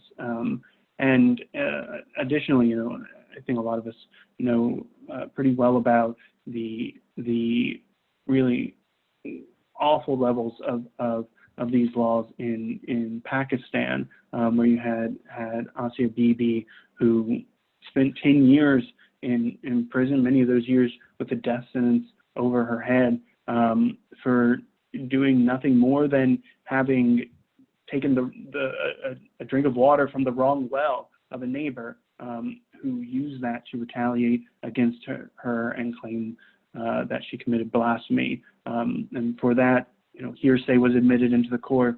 For that, she was sentenced to death. For that, 2 of her advocates, including well-known politicians, were assassinated because they wanted to stand up for her right to live and speak as a Christian in Pakistan. And so those laws, well, she eventually was exonerated and acquitted of those charges, thank goodness, and was able to flee to Canada and is advocating for people who have been persecuted. Those laws are still on the books, and even now there was a lawyer who was shot in the courtroom in Pakistan because he wanted to defend the rights of a Christian there. So that's the sort of background for restrictions around the world, and there's been kind of a growing outcry, at least the kind of U.S. located and international religious freedom community, but also from a number of other countries, that the COVID restrictions are being used not just for legitimate health and safety concerns, but that they're being used to specifically target Christians, so they're being used to target religious minorities, and that these restrictions are not going to go away very easily. We're now in the 7th or 8th month, and many places still have that. Uganda is only now just potentially maybe reopening in terms of churches, and there are still many undue restrictions on there. And I was asked to talk a little bit about some of our cases that we've taken with lawyers in terms of pushing back on unjust restrictions on the ability to worship during this particular time. There are, in the U.S., there have been 2 particular cases that one of them made its way up to the Supreme Court, and then another was denied cert. And I think both of them ended up being denied cert when they got to the Supreme Court. But the first one involved California, and was a church that wanted to open and worship and just follow, all the health and safety guidelines, all the things that were there. But the state said, no, we're not going to let you do that. And so we took those cases up into the Supreme Court. Unfortunately, those restrictions were not removed there. There were 4 dissenting opinions, or 4 dissenters who really thought many of these had gone overboard. But the thought was, well, this is early on. We need to give a lot of deference to the government to at least kind of figure things out. And so, okay, then let's see what happens as things start reopening. There was a case in Nevada where I think this was a very worrying thing that happened there, and then a worrying denial of certiorari at the Supreme Court, where the churches that wanted to open, they were being closed, but the government was allowing casinos to open at the same time, right? So you could go and gamble, and there weren't nearly the same kinds of restrictions on the number of people who could be there, on what you could do. Go to a slot machine. You can't, this was a sort of strange discrimination that just on its face made no sense. and really could hardly be justified in many of the ways that the restrictions in Uganda really couldn't be justified, that discrimination. So unfortunately, that was denied cert, I think, without comment, but there were a number of strong dissents there as well. And I think a lot of people are just recognizing just how that doesn't make sense. So there's something unjust there, and whether it's just that governments enjoy, having that power and doling it out to this group or that group. I think one of the things that often goes through officials' heads is, well, worship, can't you really just do it online? Can't you just kind of connect that way? I suppose if we didn't have the internet, you could just worship through the mail or over phone or something like that. But can't you just do that? It's not like you're providing an essential service. It's not like you're providing medical services or food. You're only providing the worship of God, who created you. So how essential could that be? I don't know what goes through many officials' minds. I'm sure many of them do have sincere health and safety concerns, but they don't seem to share the concerns about the health of people's souls, which is really why we have churches. And so that's something that. So, cut you short a bit there. Yeah, sorry. Thank you for sharing the statistics that you've shared with us. I think. No. It's just we have one more speaker that's coming on. I don't know if his network is clear, but one of the things that has really come out from what you have said is, and I think important for all of us to note, is the fact that once these guidelines, first of all, the COVID-19 is being used really to increase, the whole limitation of what the church can do. And if I get it clearly from what you were saying, you're saying once these guidelines are out, it's going to be very difficult to retract. So whatever we are agreeing to might not be that easy to retract. Whatever freedoms we're relinquishing, we might not be able to get them back, and which is an important issue for our viewers to take note on. I don't know if Professor Teddy is on from Nigeria. We have a few minutes, but I have like a burning question that I have for him. Professor Teddy, can you hear me?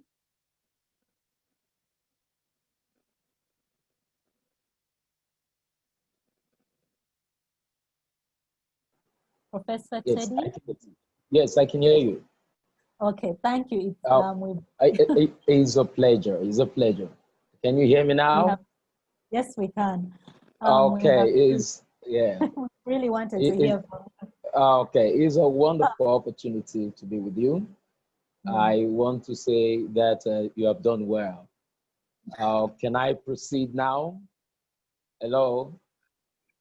Yes, Hello, you can. Okay. Yes, you can. And as can you hear me? I want to ask you one question, and then maybe as you're speaking, you can also address Nigeria. Okay. Nigeria has largely been known to be an Islamized state. Yeah. It's known as, much as it's, it's being known as an Islamized state, it's also known as a hub for active religious persecution with the coming of Boko Haram and all that.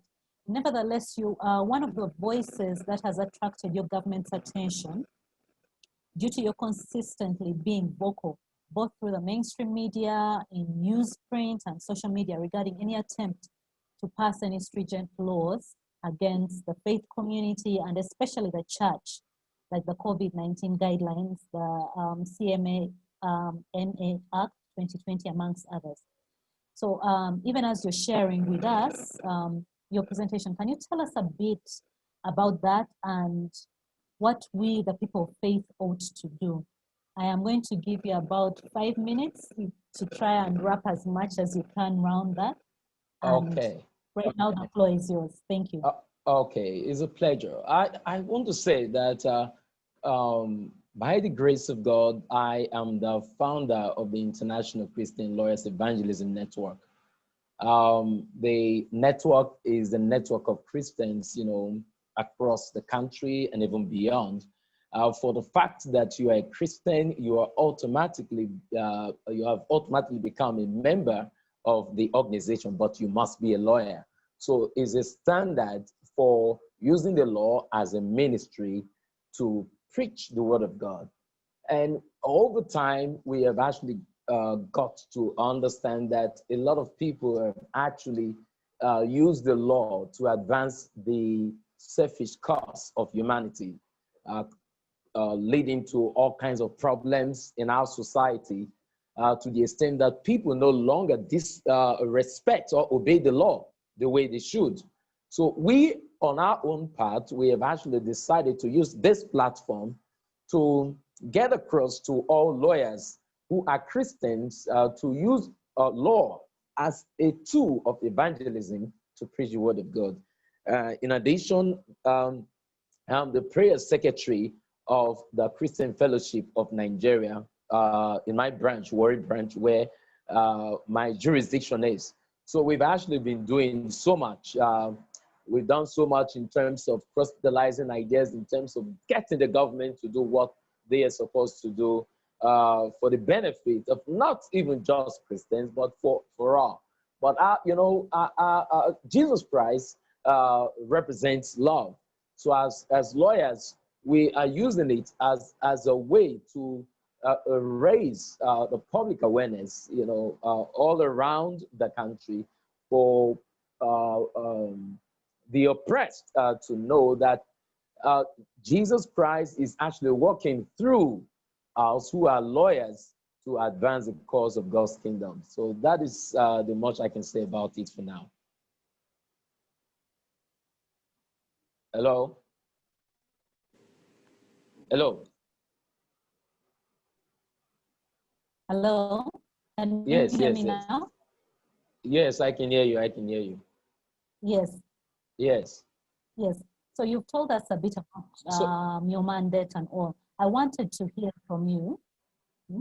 I understand you had a presentation for us that you wanted to share with us, especially regarding this whole religious persecution. I don't know if I can give you a few minutes to share it with us. Okay. Do you have it ready on you? The presentation is there, is my laptop. I'm just going to summarize it so that you have an idea of what it is all about. It's actually a practitioner research work, being a paper for presentation in this particular program. I love this topic. Look at the topic, the COVID-19 church guidelines, a global attempt to curtail the gospel. This topic, you are using it to tell us something about Nigeria. For me, the topic was crafted for Nigeria because the church in Nigeria is almost under attack by virtue of some laws that have been introduced by the government in order to technically curtail the gospel. So we are using this as a medium to get the entire world to know what is happening in Nigeria. If you look at the law very well, you will see some very, very funny sections in the law. And the law is basically what we call the Companies and Allied Matters Act. In Nigeria, if you want to register a church, you have to register the church through a particular commission, otherwise known as the Corporate Affairs Commission. And there is a law that sets up the commission, and that law is the Companies and Allied Matters Act. I want to tell you that this law has been there since the 90s. In this COVID-19, it came up with a law. I don't know what a law is coming up to do now in order to control the church, to regulate the church. So the church has been a kind of the voice of the oppressed in Nigeria.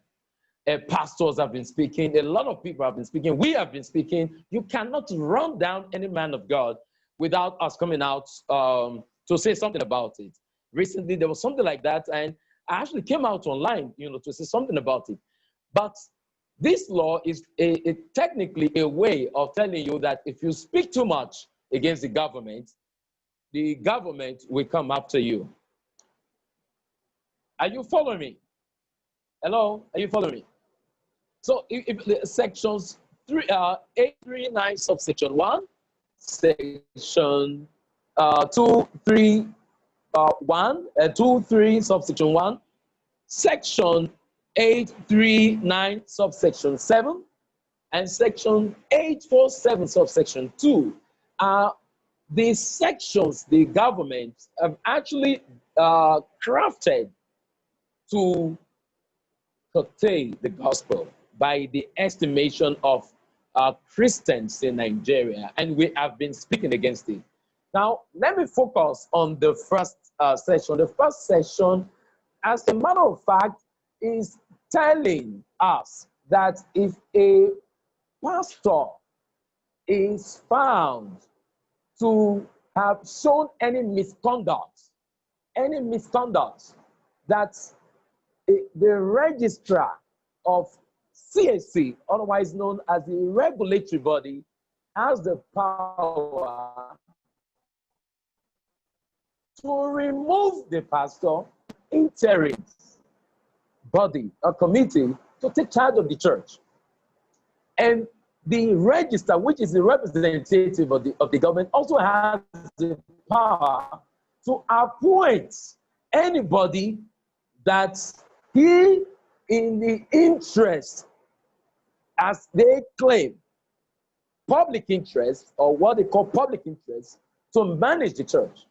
Now, when you have a situation where a church, which is a product of revelation, a church, which is a product of faith, is now being controlled by the government with the use of a law, with the use of one piece of regulation moderated by politicians, what more do you want to say about the church in Nigeria? What it invariably means is that the church in Nigeria is almost under attack.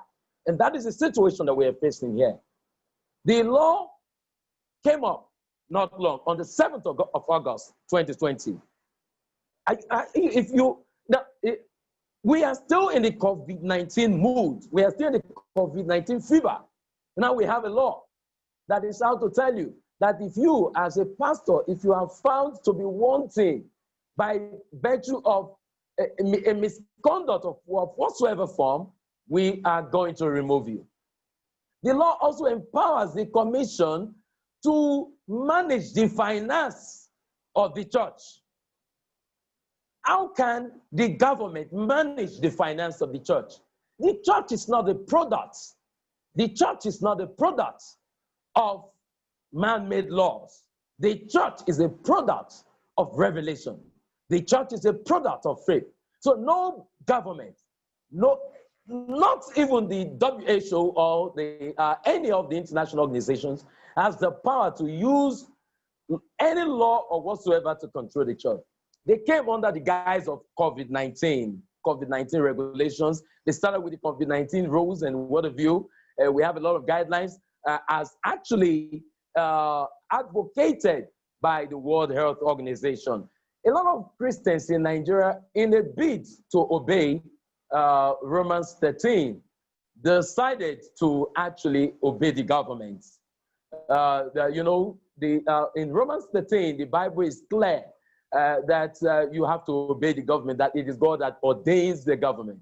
So because of that, the Christians didn't want to see themselves as actually people who are disobeying the law. So when they came up with the COVID-19 guidelines, they obeyed the government.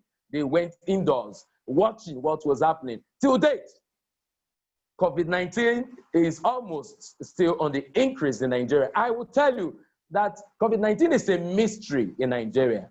COVID-19 is a mystery in the world. COVID-19 is a means to tell the world that we need to know God. COVID-19 is pointing us to the cross. COVID-19 is telling us that you cannot use any law whatsoever to stand against the word of God. That is what COVID-19, God allowed COVID-19 to come. He allowed it. God has the power to stop it through miracles and through men of God. But God allowed it to see if man can use his knowledge to solve the problem.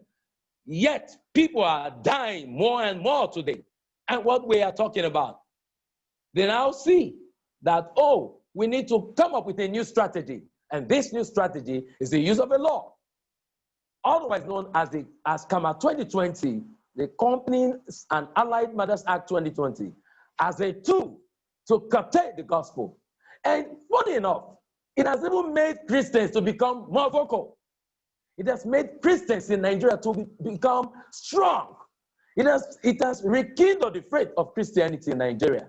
And you can see that all around the social media. At the point they wanted to use the social media, but it didn't work. Now they want to use a law. It is not going to work. That same law also gives us the power to decide not to even register as an incorporated trustee. So I may decide not to even register my religious organization. The law did not compel us to register our religious organizations. So we have now started telling them that we will even decide not to register our organizations, but we will continue to fight to protect the gospel and to promote the word of God. So that is it. It's disheartening that we have a situation where in Nigeria, some people who believe that they are a kind of faith can do anything against Christianity. And we have said, no, it is not going to work. That is what we are actually out for. I want to tell you this. Do you know that Nigeria is a multi-religious country? In Nigeria, we have all kinds of religious groups, but we have some religious organizations which are more or less like, oh, the talk of the day. And these religious organizations are the Christian faith and Islam. There seems to be a kind of battle, an unknown battle between these two faiths. Funny enough, let me tell you this. The registrar of the commission is a Muslim. The registrar of the commission is a Muslim. How can a Muslim appoint somebody to head a church of Christ? Is it possible for a Muslim to appoint an interim manager to head the church of Christ? And that is one bad thing about this particular law. We are not actually saying that it is wrong for you to regulate the church to a great extent, but you cannot actually do it, you know, from the whims and caprices of those in power. These are the things we're actually going against, you know. Let me just, you know, have a pause for now and hear what you want to say.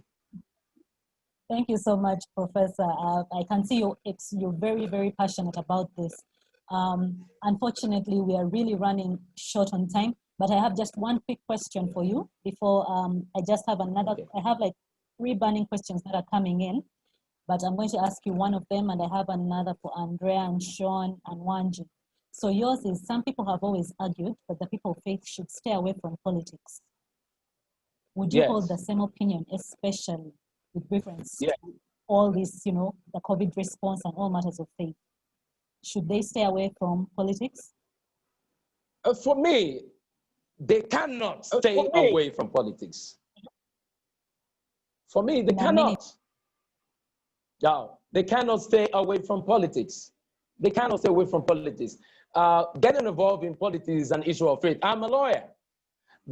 You cannot separate law from politics. Is it possible for you to separate the law from politics? It is not possible. So as a lawyer, a Christian, I cannot stay away from politics. Daniel was involved in politics in the Bible. I don't know if you understand what I mean. Daniel was involved in politics in the Bible by appointment. So there are Christians who are going to be there at the ends of affairs, who will be the voice of God, ruling the affairs of men. So they cannot. I am not actually in support of that view that Christians should stay away from politics. Mm-hmm. Thank you so much and for that view. And now I'm going to ask Sean. This is a question regarding the Trump administration. ADF International happens to work closely with the Trump administration. and recently was invited to join the policy briefing on the global crisis in religious freedom with Ambassador Samuel Brownback, where this question was addressed. How do nations across stand to benefit from the recent executive order signed by President Trump? So the recent executive order is the executive order advancing international religious freedom. This is just one of the biggest policies, really, since even the International Religious Freedom Act of 1998 was signed and then amended in 2016. The executive order basically says that religious freedom needs to be an important human rights and national security priority for the whole of the United States government. Right? That international religious freedom is not just a small concern. It's not just one thing in one office or two offices in the U.S. State Department, but rather that everybody within the relevant government agencies needs to be aware of what is happening with religious freedom around the world, what are the concerns, and needs to be working directly to put in policies to make sure that people's rights to religious freedom are protected everywhere. And so that's really one of the biggest shifts, is just putting that down on paper and saying, if you work in a relevant agency that's working on foreign policy, you need to know about religious freedom. You need to know where people are persecuted. You need to have a plan in action so that you can improve the lives of those people, because it's a human right, it's a fundamental human right, and it's a big national security concern for the United States. So just that statement alone is a really important thing. There are a number of particular policies that are really, really important as well. So one of these is that every single foreign employee of the United States across the world has to go through religious freedom training. So not just State Department employees, but every employee, so that whenever anybody is working in a foreign country, they will know what's going on in their country with religious freedom. Another big one is to make sure that the U.S. Agency for International Development, so USAID, and the State Department are working on creating a coherent and important plan to make sure that that religious minorities throughout the world are getting the aid directly to them, that it's not just going to some large organization and kind of being diffused or going to places where they're not really getting support. But they need to create an actual plan over the next few years. In fact, they have to create a plan within about 6 months for the next few years on how to reach those people who are being persecuted. I think one of the most important aspects of the executive order is about directing the State Department and the Treasury Department to explore and really consider the use of what they call economic tools. So things like sanctions, visa restrictions, targeted assistance, when you think of security assistance or development assistance, for places where there are massive religious freedom violations going on. You know, why should officials who are committing this violations of fundamental human rights, who are persecuting people, getting U.S. assistance for certain projects that they're doing? Why should they be allowed to travel to the U.S.? Why should they have access to U.S. financial institutions? So those things can be really, really important in terms of getting at the people who are actually doing the abuse and committing the violation. So what the executive order will do, at least this is the hope, and I think there's a lot of us who are really, monitoring and working with the administration on the best way to implement the executive order, make sure that it stays on track and isn't derailed by other interests. But what it does is really it says, okay, we need to hold up government here, and we need to focus on the victims, right? The people who, making sure that they get the most assistance and that we're advocating for them every single place that we have a presence, and focusing on the abusers and making sure that they're brought to justice, that they aren't allowed to commit crimes against religious people with impunity. So that's the hope of the executive order. Wow, thank you so much for, I don't know if you can hear me. Yeah, thank you so much for elaborating on that. You know, what we've heard from the different panelists is that different countries are setting up regulations, and in particular for the faith community, and they're saying now for anyone to be able to open up a church, to be able to have their services and all that, they need to be trained in the COVID and, you know, all these regulations that are happening. And in Uganda, pastors are getting certificates on, you know, making sure that they're able to follow these guidelines that are restricting freedom of worship. And what you're saying is President Trump's executive order is saying, you know what, we need to enlighten and train everyone on their rights to freedom. And countries that are pushing for, you know, reduction of the right to freedom are likely to suffer sanctions from the US. So I think it's quite important for all of us who are listening to hear that and know that there are some countries that are standing up for the right to freedom. And yeah, I think it's very important. I think, yeah. Yes, I Andrea, think it's please. important that we educate the church leaders. Very often we act in the realms of law and policy making and think that everything's going to be won or lost there. But actually, if you empower church leaders with an understanding of their freedom to worship, their freedom to associate, that God has not granted the civic rulers to be over the church's doctrine, over its practice, and over its polity. And we must stand up. We have the freedom still in many countries to stand up to the government, to the laws that they will seek to impose upon us. There are very good reasons, very good legal reasons to do that. And we must make sure that we educate church leaders to do that so that they understand their rights. What we have seen in the United Kingdom is a capitulation by the church to the civil government. So they diminish their freedoms. They actually go further than they need to.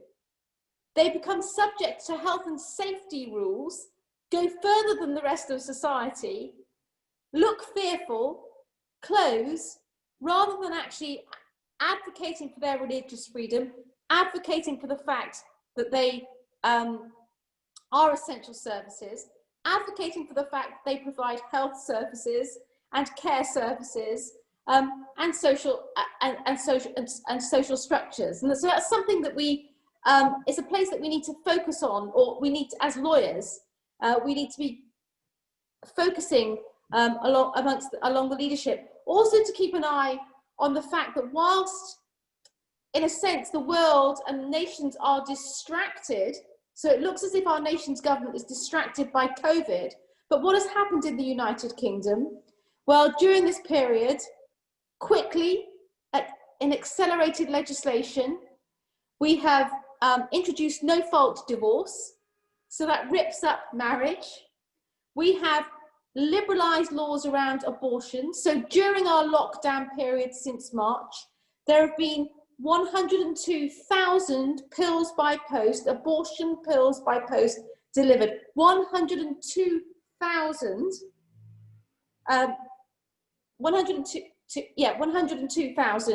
versus 41,000 deaths by COVID in our nation. So these things have happened. The pill by post is viewed as a human right. It's my right as a woman to be able to access this pill by post in an emergency period. So that's been asked for and has been given in the United Kingdom. And we have accepted that as a good. Similarly, the church says nothing. Similarly, in this period, the church shuts herself down rather than saying, we're going to be open, we're going to be the hope houses and the healing houses for all those women in unplanned pregnancies. So there's some vital education work that needs to be done for the church. Thank you so much, Andrea. You've kind of, you've preempted the question I was going to ask you. Thank you for sharing with us. And I see a comment here saying, you know, what you're proposing is really, really a good idea. Let's train the religious leaders. Unfortunately, now what is happening in Uganda is they're being trained to adopt an acquiescence to the new normal, rather than empowering them with the knowledge and the freedom of worship. So I would like, unfortunately, we are way out of time. We have just about 1 minute. The questions are so many, but I want to say thank you so much to all our panelists who've been here. You've spent the time and you've really educated us and shown us what is happening out there. And I would like to quickly close today's session by saying thank you to each and every one of you, all the way from Sean from the US, from South Africa, from Kenya, Nigeria, thank you. And to end, for all of us who are listening, with this poem that I usually share. First, they came for the Jews, and I did not speak out because I was not a Jew. Then they came for the communists, and I did not speak out because I was not a communist. Then they came for the trade unionists. Speak out because I was not a trade unionist. Then they came for me, and there was no one left to speak out for me. So for all of us listening, you've heard what is happening all across the world. What we've learned and what we are coming up with, what we are seeing from the different jurisdictions is indeed, there is a story behind this whole story. And let's not just sit back and keep quiet, let's speak up and be counted. COVID, yes, it might be a dangerous disease, but we have a God who is more powerful than this disease. Let's stand out, speak out, understand our freedom of worship and exercise it. Thank you to everyone listening. God bless you, and I hope you've taken home something. Have a nice evening.